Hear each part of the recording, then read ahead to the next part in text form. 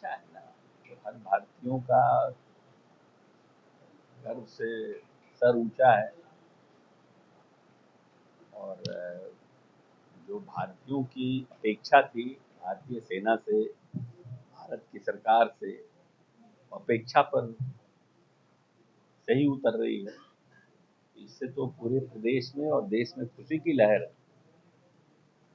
जो जानकारियां मिल रही है कहीं ना कहीं पाकिस्तान अब अंतर्राष्ट्रीय स्तर पर ऋण की मांग कर रहा है और उससे कोई तो टेररिस्ट ऑर्गेनाइजेशन के खिलाफ और टेररिस्ट को जो जो देश स्पॉन्सर करते हैं उसके खिलाफ तो पूरा इंटरनेशनल समूह है ना, चाहे यूरोपियन यूनियन हो या अमेरिका हो, सब लोगों ने ये दंश झेला है। चाहे रशिया हो, सब लोगों ने ये दंश झेला है। तो आतंकवाद के खिलाफ तो एक जनरल जो मानसिकता है इंटरनेशनल लीडरों के बीच में, सभी के बीच में, चाहे वो जर्मनी हो, अमेरिका हो, सब यूएसएसआर हो, उन सब ने आतंकवाद के खिलाफ मुहिम को तेज रखा हुआ है। जितने भी इंटरनेशनल समिट हुए हैं, चाहे अभी आप 4-5 वर्षों में, सबने आतंकवाद और टेररिज्म के खिलाफ एक माहौल को बनाया है। और उसमें जब पाक ऑक्युपाइड कश्मीर से भारत में लगातार अस्थिरता करने के लिए कुछ न कुछ घटनाएं की जा रही है, तो निश्चित रूप से भारत उस पर एक्ट कर रहा है। इसीलिए पूरा इंटरनेशनल जो कंट्रीज हैं, जो बड़े बड़े हैं, सब भारत के साथ हैं, चाहे जितनी भी बड़ी बड़ी बड़े बड़े देश हैं। तो ये तो भारत को ही हम कोई अपनी विस्तारवादी नीति के लिए नहीं पाकिस्तान पर अटैक कर रहे हैं, क्योंकि पाकिस्तान ऑक्युपाइड कश्मीर से लगातार टेररिज्म को स्पॉन्सर्ड किया जा रहा है, टेररिज्म को ट्रेनिंग दी जा रही है। टेररिज्म के एक बड़ा जिसको बोलते हैं, जिसको फैक्ट्री पाक ऑक्युपाइड कश्मीर में है, और जिससे कि पहलगांव की घटना हुई, इसके पहले मुंबई की घटना हुई, पार्लियामेंट की घटना हुई।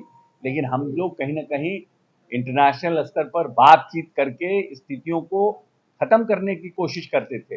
लेकिन इस बार देश के प्रधानमंत्री ने निर्णय किया कि हम वैसे लोग जो हमारे नापाक, जिनका इरादा हमारे खिलाफ रहता है, उनके नापाक इरादों को नेस्तनाबूद करेंगे।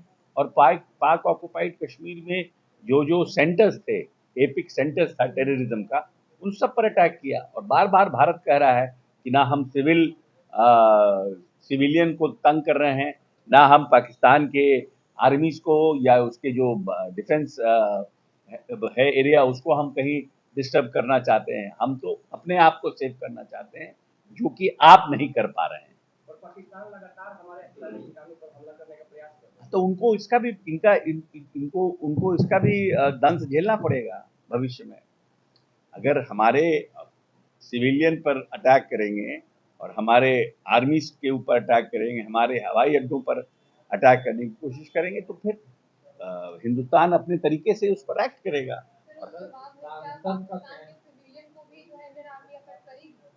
तो ये तो निर्णय करना मेरा काम नहीं है। Can't give in a press conference कि हम क्या करें।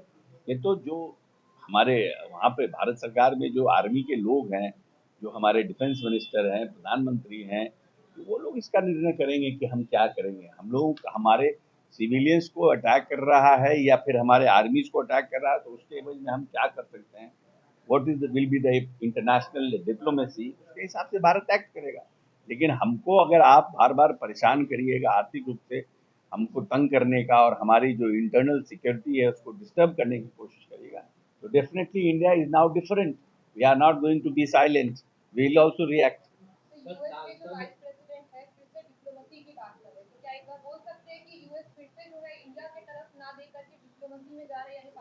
I cannot react on these issues because we are not dealing with that. It is better that answer should be asked from the finance, foreign ministers and defense minister. We cannot react on these issues. These are very sensitive issues, and we can't sit here in Bihar and react on these issues.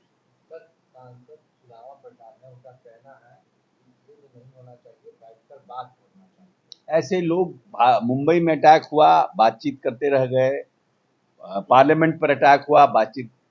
जब हमारे हमारे हमारे areas में आके और आप हमको disturb करेंगे, तो समय है कि इनको सबक सिखाना पड़ेगा। क्योंकि किसी घाव को बहुत लंबे समय तक पाल के रखिएगा तो वो कैंसर हो जाता है, फिर वो लाइलाज हो जाता है। इसीलिए समय रहते हुए आने वाली संतति और आने वाली पीढ़ी के लिए हम लोगों का ऐसा इलाज करना जरूरी है। और ये इलाज देश के प्रधानमंत्री मोदी जी के नेतृत्व में ही संभव है, इसीलिए मोदी जी कर रहे हैं। हमारे लोग भी मारे जा रहे हैं, तो निश्चित रूप से हमारे लोग मारे जाते हैं, हमको भी तैयार होना चाहिए मरने के लिए। हमारे बच्चे सुरक्षित रहें, जब आर्मी मर सकती है तो हम लोग क्यों नहीं मर सकते हैं? सुदामा जी को भी तैयार रहना चाहिए, क्यों नहीं तैयार होते हैं? जब हमारी आर्मी मर सकती है हम लोगों को बचाने के लिए, तो सिविलियन क्यों नहीं जा सकते हैं? सिविलियन को भी तैयार रहना चाहिए हमारे आने वाली संतति और हमारे आने वाली पीढ़ी के लिए।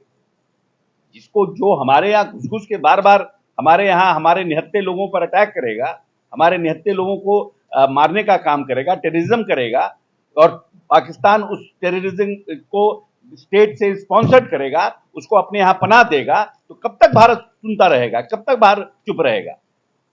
पहले छुट्टियां सभी रद्द कर दी गई है और मुख्यमंत्री नीतीश कुमार की जल्दी बॉर्डर इलाकों का निरीक्षण भी करने वाले हैं। हाँ, तो अच्छी बात है ना कि हर एक राज्य को अपने अपने बॉर्डर्स पे, जो बॉर्डर हमारा लगा हुआ है दूसरे देशों से, वहां पर जाना चाहिए, वहां पर अपना सिक्योरिटी को ब्रीफ करना चाहिए, सेंसिटिव इश्यूज को देखना चाहिए, और वो सबको सेंसिटाइज करना चाहिए।